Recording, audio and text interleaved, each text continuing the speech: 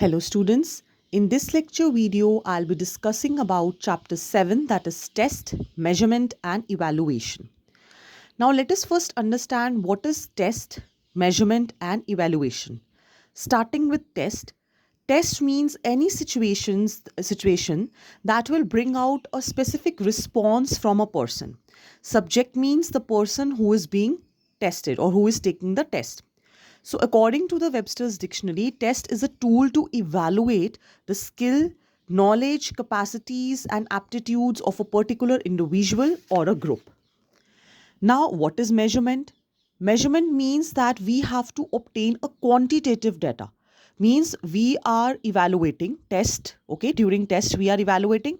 So, measurement is going to use various techniques where we collect data on different aspects where in which it is being done. Then evaluation. Evaluation means we are doing an assessment, like we give marks, so that is evaluation. So it is a process of education that involves collection of data, and then we can compare and make our judgment. That will involve evaluation. Now, what is the importance in sports for this test, measurement, and evaluation? First is for getting knowledge about the progress. Suppose whatever the student is performing in physical education, how we will come to know the progress of a child. So these are the three methods. For preparation of effective planning, suppose we need to conduct one competition, so we need to plan. So these are the you can say three criteria where we will start and do the planning for our next competition. For knowing the abilities and capacities, this will help to understand which student is having what type of ability. For discovering the needs of participants, because we are having our quantitative data, so we will come to know that in which sphere an individual is lacking, so the stress can be put on that particular topic. For motivation also, like whenever any assessment is done, a student's performance is analyzed, so remarks can be given, and accordingly the student can be motivated for a particular activity. For classification of sports persons, now because of their different capabilities, we have the differences in the individual's capacities, so we can divide the different students into groups. Then for knowing the achievements in the future, this will help us to do any project in future. For research and experimentation, like whenever we are involving test, measurement and evaluation, this will allow anybody who is doing research on physical education, that whatever is missing, the missing gaps can be filled, where the work has to be done. All these things depend on these three criteria. Next, coming to calculation of BMI, that is body mass index. So, that is dependent on the height and the weight of a person, and it varies for different individuals, and different categories are made on this basis. So, how we calculate BMI? It is body weight divided by height into height, where weight is in kilograms, and height is in meters. Now, like here, it is shown very clearly how BMI is calculated for a person with 70 kg weight and 1.6 meters of height. Now, according to the World Health Organization, they have categorized the different BMI into different category. So, if it is less than 18.5, it is underweight. Then we have normal weight, overweight, and the different classes of obesity. So here also one chart is given where weight according to the different height in centimeters, the BMI is already calculated. So suppose your weight is 57 kgs and your height is 168 centimeters. So you will come this side 20. So the BMI is 20. Where you fall? You fall in normal weight 20. So like this we can clarify using this table which is shown here also. Now, what should be the precautions taken while we are doing such measurements? It is that very reliable scales should be used while taking body weight or the height. Now, let us look at another measurement, that is calculation of waist hip ratio. Now, here this will decide actually the probability or the risk of certain diseases, especially heart diseases, hypertension, and diabetes. So, here what is done, the waist is with the inchy tape, like we call, with a tape which will measure in inches, that we will use. Then the hip ratio means the waist and the hip, that ratio is calculated, and this will decide if anyone would be having any abnormality or risk of any abnormality. Now, how that is done? Waist circumference like this divided by hip circumference, and this will give you the exact, you can say, the ratio. Now, depending on this, the degree of health risk, this chart is there. Suppose BMI is falling in this category. For males and females, the ratio will be separately categorized into different categories. So, depending on that, the risk of health issues are given here. For example, BMI is 32 less than 35, and waist to hip ratio in a male is 1. So then the risk factor is high. Next, coming to somatotypes or body types. So what are the different body types? There is endomorphy, mesomorphy, and ectomorphy. Now, according to Hippocrates, what he divided into individuals into 4 groups. Phlegmatic means those who are weak. Sanguine means those who are physically fit. Choleric means that they have very aggressive behavior. Melancholic means that they are both physically as well as mentally weak. Then Ernest Kretzmer, he classified individuals in 3 body types. According to him, it is pycnic, that means short height and who are having very sedentary lifestyle. Asthenic means they are very slim but the body structure is weak, and they are introverts, means they are not having many friends.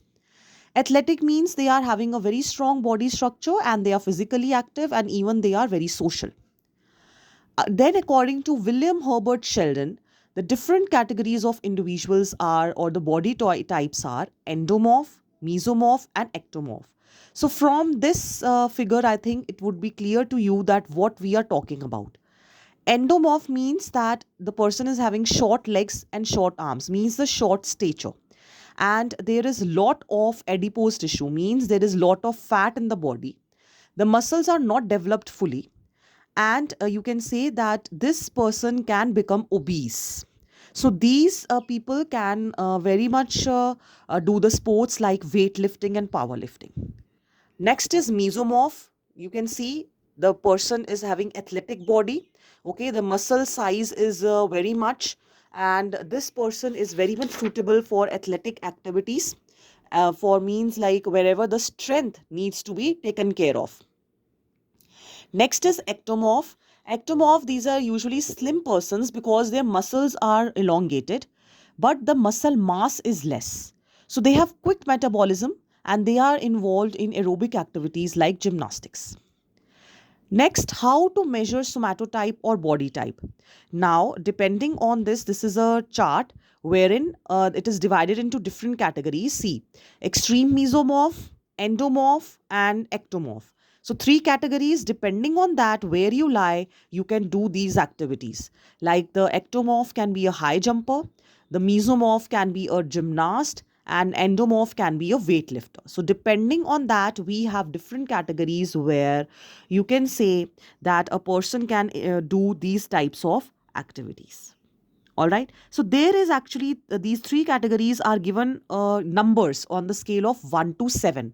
1 means minimum, 7 means maximum rating. So scores, these are plotted like this in this type of the figure, and using this score we will rate, like 2 means low endomorphy, 7 means high mesomorphy, 2 means low ectomorphy. So we are starting from here, from the endomorph 1 number is given. Next, coming to measurement of health related fitness. Now, how we will measure that? One is cardiovascular endurance, means how much is the time period your heart can work in heavy physical exercise. Then muscular strength means how much your muscles are developed, the muscle size, the number of fibers. Muscular endurance means the ability of using your muscles for a long period of time. Flexibility, it is regarding the joints where you can be more flexible. Body composition would lead into all your muscles, the water content, the bones which are there in your body. So let us start with different tests. First is Howard step test. Here, basically, the cardiovascular fitness is measured where a box is kept and the person has to move up and down.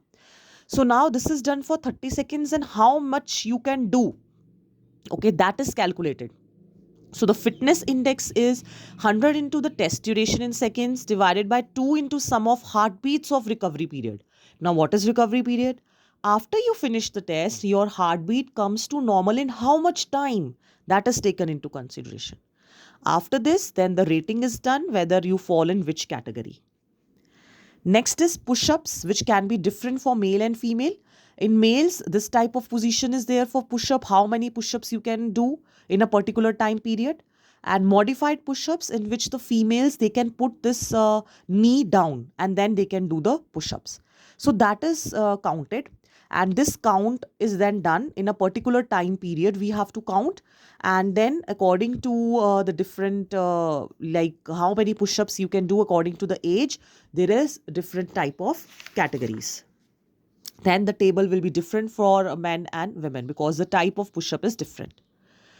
Next is partial curl up, like we do crunches. So it is partial crunch that has to be done. This will tell that how much you can say the good posture is maintained by an individual. So total number of partial curl ups are then calculated. Advantage is that no extra equipment is required for this. It's a very simple test. Next is sit and reach. To test the flexibility, like this, a box is kept here, there is a scale, and the person has to reach over here. Then this is counted, that where exactly how much distance the person can touch. Then coming to BMI, just now we have done weight and height. That is how we will calculate the body mass index. Then there is a table where we will understand that according to different BMI, what are the different categories.